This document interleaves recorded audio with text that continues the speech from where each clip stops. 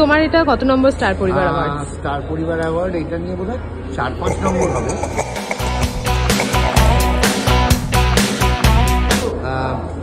প্রত্যেকবারই একটা করে আলাদা চমক থাকে, একটা আলাদা এন্ট্রি থাকে। এবার স্টার পরিবার এত ভালোবেসেছে, সুরিন্দর ফিল্মস এত ভালোবেসেছে, আমার লজ্জার মাথা কাটা গেছে। দেখেছি তো, লজ্জায় মাথা কাটা গেছে, ওই জন্য মাথাটা নিজের মাথা নিজে হাতে ধরে দাঁড়িয়ে আছে। তবে এটা খুবই একটা অন্য রকমের। হ্যাঁ, কস্টিউমটা পরতে একটু কষ্ট হয় ঠিকই, কিন্তু অ্যাজ অ্যান আর্টিস্ট যখন এটা পড়ি তখন একদম অন্য রকমের লাগছে। স্টার পরিবারে একটা অন্যরকম মজা থাকে, সবসময় একটা মজা থাকে। আমাকে নিয়ে একটা পারফরমেন্সও ওরা ভেবেছে।